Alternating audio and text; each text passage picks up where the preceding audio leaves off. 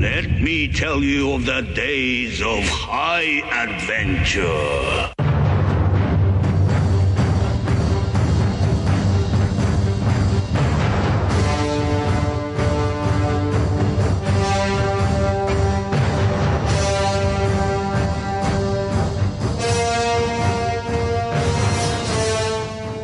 Hello, I'm Kevin. What's up, guys? I'm John. And this is 6 Degrees of Schwarzenegger, the podcast where we're taking a long, hard look at some of our favorite action movies from the era of Arnold. Schwarzenegger is the icon of the genre, and we're taking a deep dive into some of these 80s and 90s cult action movies and breaking them all the way down. That's right. We're going to get into the nitty-gritty and examine the good, the bad, the ugly, and the laughable in these movies.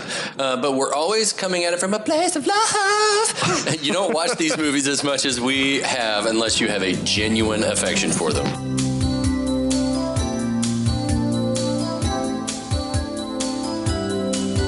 For the memory of a lifetime, recall.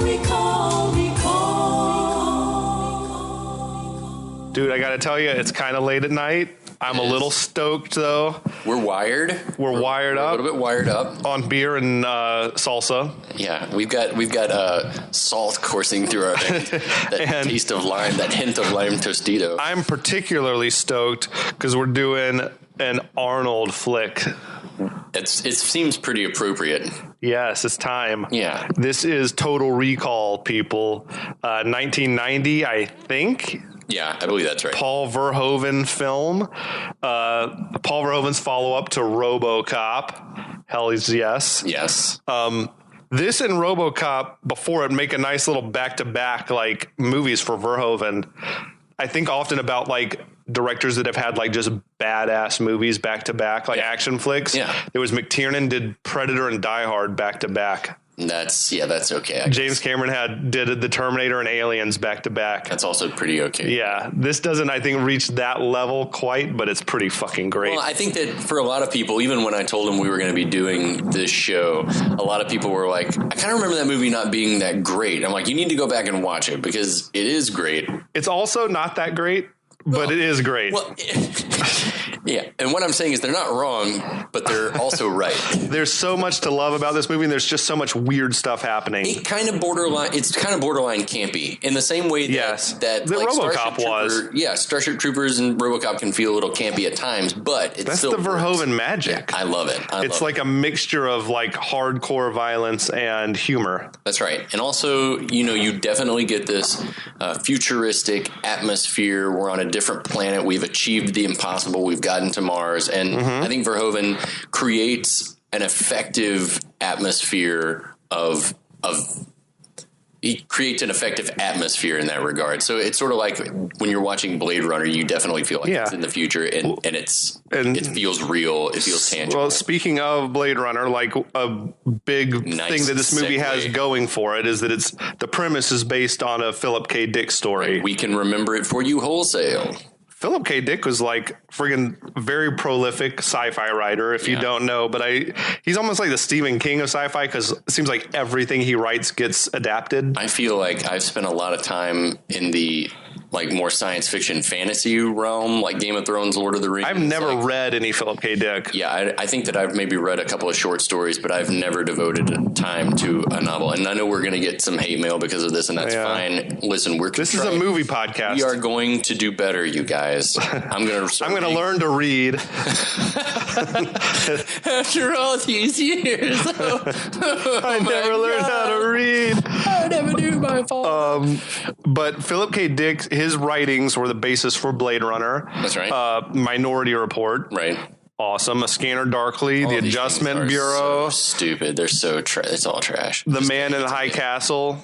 It's pretty good. I've watched all of these shows. Yeah. I've watched all these shows or movies. That animated Scanner Darkly is great. Yeah. By the way. This dude had like just an amazing imagination. Yeah. And what the future and so many of his premises. Yeah. Like have come to feel more real than I think he is definitely to me the heir of like Isaac Asimov and Ray Bradbury as far as his science fiction writing is concerned. Like absolutely. He is so good at creating based on what I've seen in this movie. Again, we don't read. creating an atmosphere. Blade Runner, incredible. Scanner Darkly, incredible. In this movie, incredible story. Even though this is not necessarily based verbatim on his story, the idea of it is there. This movie also is part of Schwarzenegger launching to being the biggest star in the world. Right. He had I guess just before this, he had done Predator, which had been huge. He had a couple of movies in the pipeline after that weren't great, though we may talk about them. I think he had Running Man come out after that. Ooh, and then I think it was maybe Red Heat with Jim Belushi. Not a great one. Not a great one. But after this, he went on a run he had Twins, Total Recall, Kindergarten Cop, and Terminator 2. And solidified himself as the guy. He was doing comedy. He was doing action. He was everything he touched turned to gold. That's right. On this stretch he was on. Touch. It's awesome. The story goes that Arnold was a big RoboCop fan, and he wanted to work with Verhoeven so badly that he sought him out in a restaurant or whatever and was like, "Hey, we should work together." Did he do I'm a working spinning on kick this above his head? He did not. He didn't need to, baby. Yeah, he sought out Verhoeven. He's like, "I'm a big fan, loved RoboCop. We should work together. I got this project I'm developing, Total Recall." And I guess the rest is history. I think Verhoeven was a big Arnold fan. Arnold was one of the original choices to play the RoboCop. What you said. I don't know that I read that, but I'm on board with that. It would have been weird for him to be Terminator and RoboCop. I think that, based on the other choices that he had of Lundgren and Michael Ironside, who we'll get to discussing in a little while, those were better choices. As RoboCop's an iconic character, and I can't imagine RoboCop with a foreign accent. That's a good call. Yeah, that wouldn't have worked for me. I just can't. It would have been so distracting. Even though all he does is deliver one-liners once he's in the suit. Yeah. That's a great call. Still out of trouble. Boo. Yeah. What are some of the dead or alive? You're coming with me. Now, see, that sounds like Terminator. Everything would have said it would have been Terminator. It would have been a Terminator retread. And how much would that have derailed? It would have diminished Terminator for one. Well, and it would also, I think, sort of been can Arnold do anything? They would have pigeonholed Arnold, typecast him. So Verhoeven, you were thinking straight, my friend. So it's great for Arnold that he was seeking out ways to sort of expand his horizons, including comedy. Yep. But yeah, awesome stuff. The screenplay to this is really good. It was a Ronald Shusett screenplay written along with Dan O'Bannon. That duo was famous for having written Alien. And that's good. You could have retired after that and been fine, I feel like. Yeah. Alien was a masterpiece. I think they were developing this screenplay even back when they were working on Alien and still trying to... the story goes that there were dozens or scores of versions of the Total Recall screenplay. And then, of course, a score by Jerry Goldsmith. The legend. Alien was one of his as well, right? Was one of his. Star Trek: The Motion Picture. So we get a lot of great themes from him. I think great sci-fi themes. Yeah, I think that he was only second to John Williams as far as being able to write a really memorable theme, especially around that time. But Planet of the Apes, Patton, Chinatown, which was an amazing score. Poltergeist, Gremlins, Hoosiers. I mean, the list goes. Gremlins. So, yeah. Oh, I love that score. But yeah, I feel like they also said they wanted the opening theme to have a Conan the Barbarian feel, which it totally does. It totally does. To the point that I'm like, geez, the guy who did the score for RoboCop did the score for Conan. Yeah, why not just use him? Yeah, going back and listening to it now, it definitely has a little Conan vibe. The heavy drums. Yeah, heavy drums, brass sort of blaring at the beginning. Mm-hmm. Another member of the writing team was Gary Goldman, who listeners of this podcast might remember also wrote Big Trouble in Little China or did Punch Up, was one of the guys. So yeah, it's kind of got that madcap feel to it as well.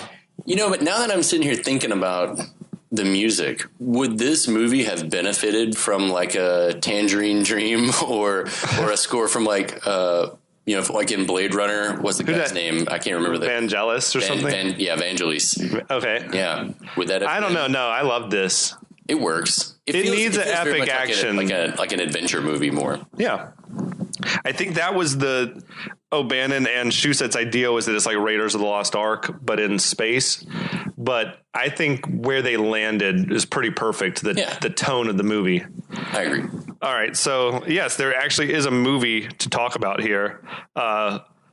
And it opens up on Mars, on the surface of Mars, the red planet, very red. It's very, very red. I think these are all models, like the landscape. They look pretty awesome. It's proof yet again to me that that's just the way things should be done. I know it's expensive. I know it's time consuming, but damn it looks amazing. It looks like it's actually something that's been photographed, because it is. Yes.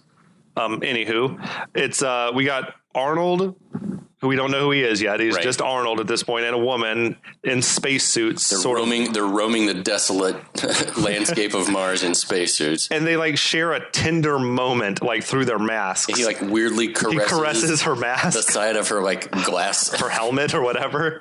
Kind of like patting her. Yeah, it's just... Before they trudge along. It's a little hard to be romantic in those suits, I feel. It would have been funnier if they'd like bumped heads or something. So then... Arnold turns to walk, and the ground just sort of crumbles under him, and he falls down and cracks his mask open. It's rough. But, like, he kind of just fell for no reason. Like, this is our hero? Yeah. He's, like, clumsy. I mean, I guess in the end, we see he wakes up, and it was a nightmare. Right. So I guess that's pretty nightmarish. But at the same time, it's like, it's not a smooth move. Right. Like, and we also get our first glimpse of some pretty, like, rough facial animatronics. Dude, when he's suffocating, it's like his eyes are bulging and all that. Yeah, it looks pretty painful, I'd say. It has always looked like what I would imagine dying on a like out in space to look like. Yeah, I can imagine. So I don't mind that mask work or that animatronic or whatever you want to call it work so much, because it's not meant to look like Arnold just sitting still. Yeah. It's bulging and swelling. It's sort of grotesque and uncomfortable. But then his wife consoles him, aware that he's been having these nightmares, played by the lovely Sharon Stone. She's ravishing in this film. This is her at her best, I'd say. Is peak Sharon. Yeah. Peak Stone. Peak Stone. Absolutely just mind-boggling how good she looks. She's beautiful. She gets mad because he keeps, I guess, having these dreams with this brunette woman. Which at first she's concerned because this has been happening all the time. She calls him Doug, so we learn his name is Doug. Yeah, Doug. And she immediately knows, is it the dream about Mars? And he says yes. And so she starts trying to kiss him. Is that making it better? And he's like, yes. That's when she's like, was she there? And then all of a sudden it's like the gears switch. He's kind of like, I can't believe you're jealous of a dream. And it's sort of playful at first, but then she gets kind of angry and is like, her the brunette. She's kind of sort of smacking at him until he kind of takes her and pins her down. Well, yeah, she starts like actually sort of hitting him. I know it's like husband and wife, but like play punching. Like, I can't believe you're dreaming about this brunette. What are you doing? Women be crazy. I'm kidding. I love women. Women make the world go round. And men are both equally crazy. That's true. Sharon Stone might be a little crazy. This character is crazy. I think her in life, there's like just stories of her being sort of a terror. I can neither confirm nor deny, but I've never met her. I'd like to. Right. Yeah, I would too. I'd love to meet her. I'm sure she is a lot of fun. I'm sure she's a gas. Her performance is like so good though in this movie. She is like perfectly cast. Absolutely.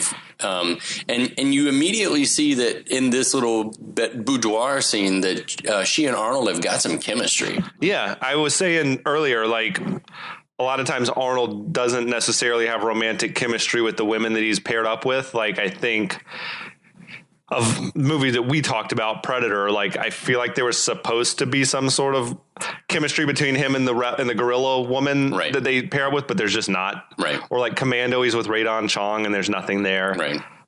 Eraser, he's with Vanessa Williams and it's just like not working. I mean, he's just a big hulking guy, and I don't know that he's with a very works for everyone. He's with a similar character to Melina in this movie in Running Man. Yeah. Was the chemistry good in that one? I don't quite remember. I don't know that they ever really had time. The chemistry to develop the romance. Yeah, but I think that it was as good as it is with Melina in this movie. You know what? He was good with the in Conan the Barbarian. Yeah. The warrior woman in there, the Valkyrie, and he was also good with Red Sonja. Yeah, I had not seen the movie ever. Maybe. Yeah, I just know it's legendarily bad. It might be one that we need to do because that's got a heroine in it. I might even have to axe out the fact that I haven't seen it. Yeah, from the podcast. I don't want the hatred. He had great chemistry with the Kelly Preston and Twins. That is true. Yeah, she had it going on as well. Tonight's your night, bro. Tonight's your night. It's your night, bro. It's your night, bro. Tonight is your night, bro. God, I love that movie. It's not an action movie. It still might deserve a little treatment on here. It should, absolutely. There's enough action that it counts. Arnold was getting some action. Yeah, well, hey now. So is Danny. Yeah. So it's the next morning over breakfast. Arnold's like locked in on the news from Mars. He's whipping up what? Pancakes? I don't know. I think it was some sort of future beverage. Yeah. And I don't think he ever finishes it. He's sipping on it. Yeah, is he drinking pancake batter? I hope so. I would. That seems like something Arnold would do. Yeah, right? high in protein, It's raw protein. eggs. But yeah, Sharon Stone comes in. She doesn't like him watching all the Mars news. Now, Oh wait, her name is Lori. yeah, we found out her name is Lori. And then, yeah, he is fixated on the news. This is where we find out there are two rival factions, the Northern and Southern Bloc, at war. And there's talk of a conflict with Quado, who's leading a terrorist movement on Mars to halt the production of, everyone ready, turbinium, which is used to make weaponry for like Earth weapons. It's a staple of these Verhoeven movies to have like newsreels, to deliver exposition. And they do it a lot in this one. I mean, I guess they do it in all of them, because even in RoboCop, there's several moments. Yeah. But what a great way to get your exposition to it and make it seem believable. I mean, almost, let's be real, in movies in general, almost any time you see the news, they're watching the news, is because something, you're going to get some exposition from the news, right? But the way that he does it, he sets it up. So we hear about that, like there's a rebels or terrorists on Mars being led by some mysterious Quado. It's also, there's like straight up just a shootout happening like on the news, but it's like blood splatter everywhere. It's like crazy that like this is being broadcast now in this future, which is hysterical, because like the very next thing is Quaid saying, I'd really like to move to Mars. It's nuts. Don't you think it would be great? It's weird. Yeah. It goes straight from bloody murder and chaos on Mars to Quaid's like, we should do it. We should move there. She shoots down that idea right quick. Yeah. And her reasons are fucking solid. Yeah. Like, aside from that, it's like, you can't breathe on this surface. I'm not sure I understand his reasons for wanting to go. Right. Other than the dreams, I guess. Right. It's like some Inception shit. Exactly. It is true. Like, I've experienced it in my life. Like, once you get an idea in your head, it can be hard to shake it until you, for better or for worse. For better or for worse, you're like, once you get in your mind, you want to do a thing, then it's kind of like, it's just always that idea that you want to do. It's kind of always Time there. To strap dynamite to this thing and blow it up.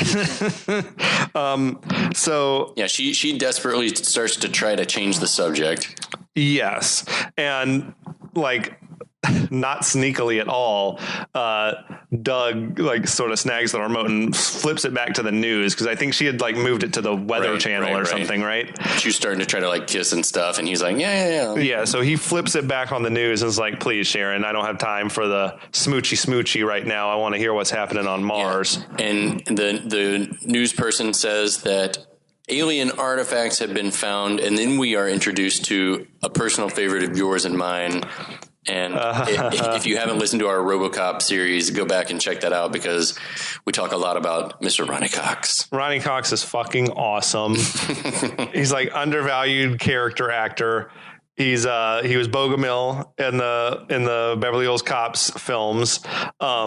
He was the main baddie in RoboCop and killed it. He's playing a very similar sort of corporate greed bad guy in this one as well. Whose name even Cohagen? I guess we don't know he's bad yet. So spoiler alert. He seems bad initially. He starts to try to spin immediately that this mysterious Quado and his band of mutants are dangerous. Yeah. And I think he literally says a bunch of lazy mutants think they own the planet. Right. They're a fly in the ointment, apparently.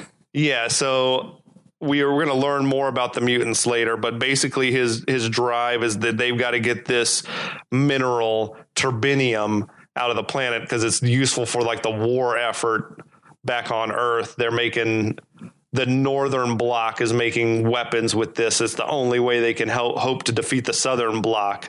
But Kevin, there's oil. We have to drill. Yeah, we have to drill. We got to get that precious. It's for war fuel.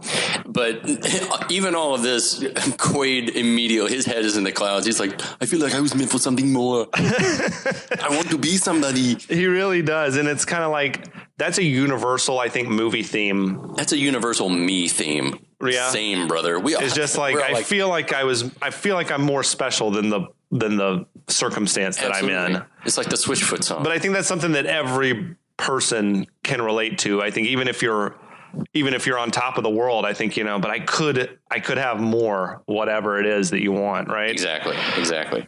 So that's a solid just motivation. Yeah. I think that's a universal. I want to be somebody. That's think about Bloodsport, same thing. I was meant to find the Kumite. I need this. Right. Yeah. And then she responds hysterically. You are somebody. You're the man I love. Which, hey, that'd be enough for me, I think. And he's like, nah, I mean something good. I mean something else, something worthwhile. And yeah, so he shuts her down again. It's like brutal. Poor Sharon. Yeah. Now he leaves, and then Sharon Stone has like that look on her face that could be read multiple ways depending on how you want to. Her performance in this is so good. Like she walks that knife's edge. It's a tightrope. Yeah. Of like looking back on the film, any one of those early scenes could be read as she just legitimately is like, dude, why do you want to go to Mars? It sucks there. Right. Or she's got an agenda to try to keep him off Mars. I think I remember the first time I saw this as an adult, not as a kid, because I think as a kid I was just like smitten with Sharon Stone. But as an adult, you're watching it thinking that look could say so many things, and that's why the performance is, and so many people use this word, and I shouldn't say it, but I'm going to say it, layered.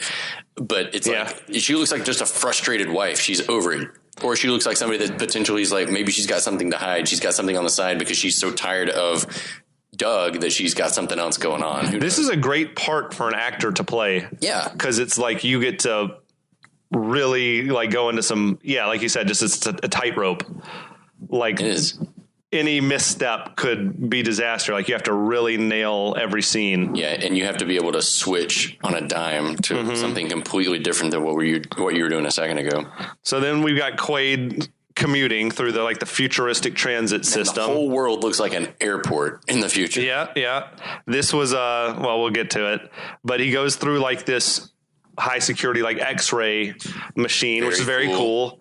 That was some of the first use apparently in film of like CGI, like genuine CG. Like I think they were trying to find a way to make it actually real, how else or something. But in the end, whatever they were trying wasn't working, and they're like, well, we'll just sort of draw the skeletons and animate them. Yeah, I guess. But they used a computer to do it. But it looks awesome. It looks great, and it's like. It looks legit. In the moment, it's cool, and it stands up, and it's like setting up, we'll have some fun with that later, right? Yeah, it's awesome, freaking awesome. So Quaid steps onto the train, and there's a Rekall commercial conveniently on the television there.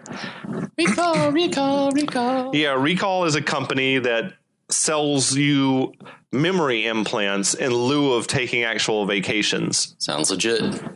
It's an intriguing sales pitch. It is. There is a wonderful book, and the author's name escapes me, but it's called The Art of Travel. Yeah. And the whole thing is based on the different reasons that people want to travel, and saying that, some people genuinely want adventure, but then some people want to get away from it all. But there's so much that goes into travel that by the time people actually do it, they hate it. They hate doing it. It's a pain in the ass. And that's sort of what this would be like no planning involved. Exactly.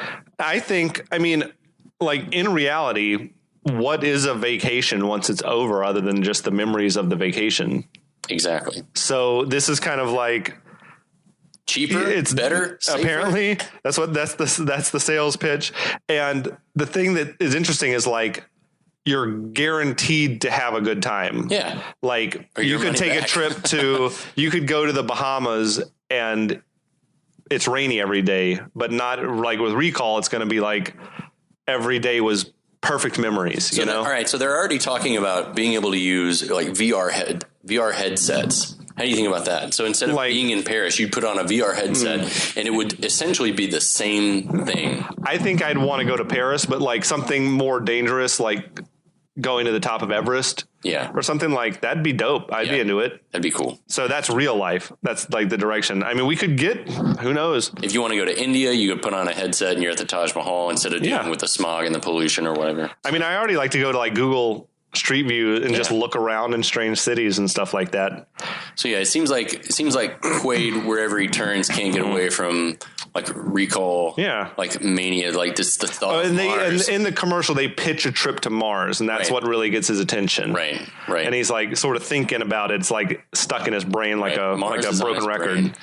And then so we see him at work. He's at work in like the gravel pit, jackhammering away. Because what else would Arnold do in a movie besides? Dude, Arnold makes that jackhammer look good, though. He already proved that he could do this in Running Man, carry rocks and chisel things. So he's chatting up with his coworker, Harry. Who is Robert Costanzo from everything you've ever seen but can't remember.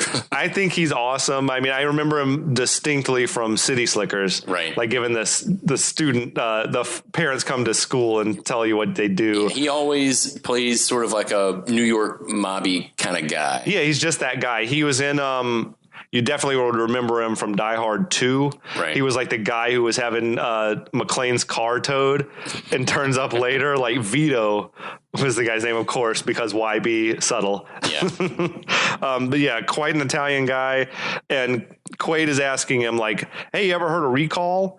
You know, what do you think of that? And the dude warns him against it. Yeah. My friend tried a special offer and nearly got lobotomized. I mean, essentially you are paying them to give you brain damage. Right. Like even in the perfect scenario, they're going in and jacking your brain up. Yeah, they're changing something inside of you forever. But this dude, man, Harry, again, this actor, he gives a good performance that cuts both ways. Like, I think Quaid goes on break or something. He walks off and like Harry gives this look after him. Like it could be that he's like, this dummy wants to go to Rekall, or he looks more menacing. That face and the length of time that he looks at Quaid is just something is up. And here's where I pose: would you do something like this? I know you'd put on a VR headset, go to Rekall, around, but would you do something like that? Would you have a memory? I'm a pretty cautious dude. I think if it was legit dangerous, I'd probably not want to do it, not want to risk it, especially something that's messing with your mind. Right. Yeah, I would not. I would not do something like this. I think that video games are already at such an immersive place that becomes a danger of people just getting sucked in and sort of staying in that place, like in Ready Player One. Yeah, to an extent to where it's unhealthy. Yes, agreed. I think that's not to say gaming's not cool, because it is. It's all things in moderation. All things in moderation, my friend. That's right. Exactly. Let that be the lesson. So Quaid... And no gloating before the fight is done. Yes.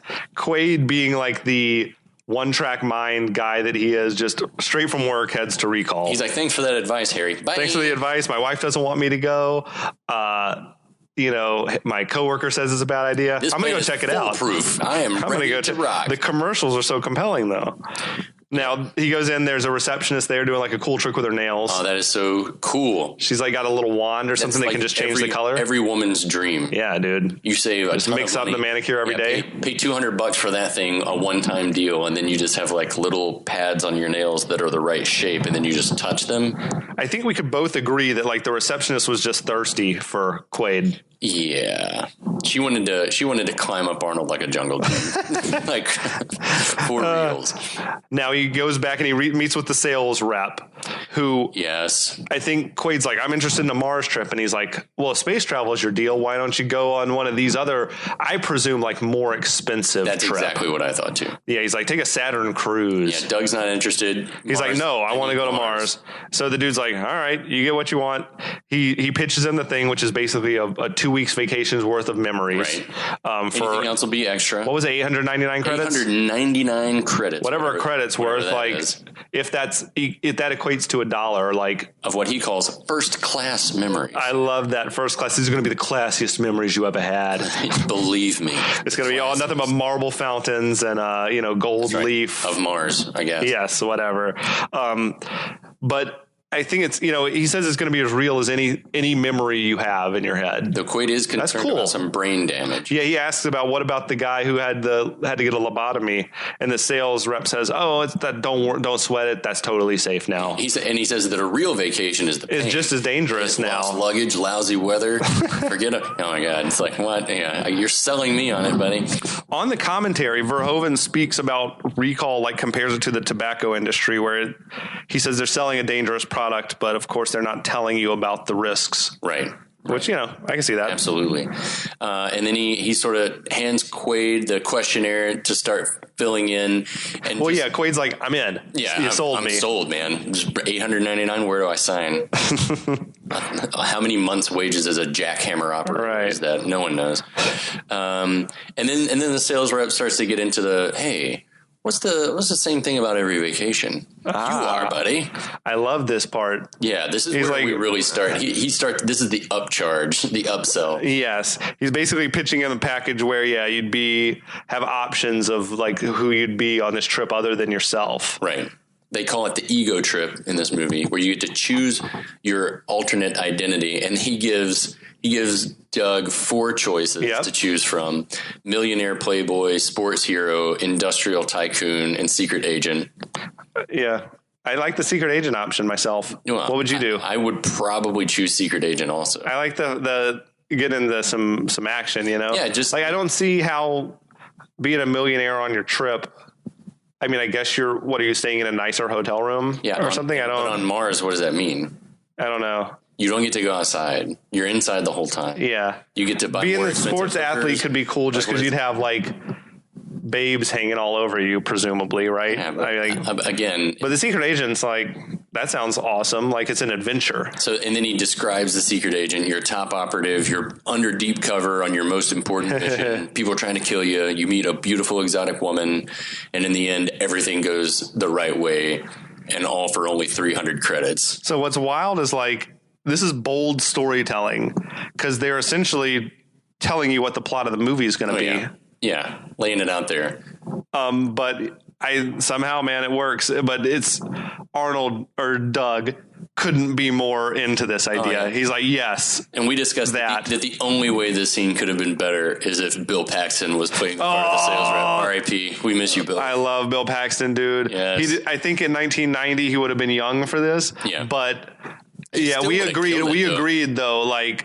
Well, his character from True Lies, the car salesman, that Bill Paxton would have crushed this. Yeah, this was born. He was born to play this. He's also got great chemistry with Arnold, we know. So yeah, that's awesome. Yeah, absolutely great call by you, John. Yeah, Doug is thrilled about all of this. He's like psyched out of his mind. He's just like, yeah, strap me in and put that sucker in. He's got this big goofy Arnold smile when they're like strapping him in the chair. And he's met by Dr. Lull, who starts going over his file. Yeah.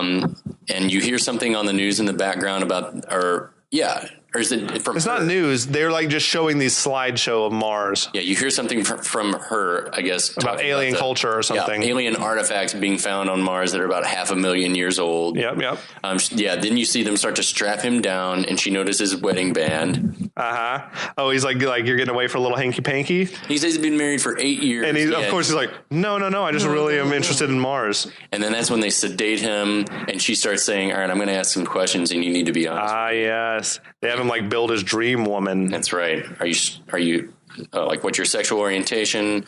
What kind of women do you like? He chooses brunette, which is telling. Yeah. Oh, yeah. He's definitely trying to build the woman from the dream. Right. For sure.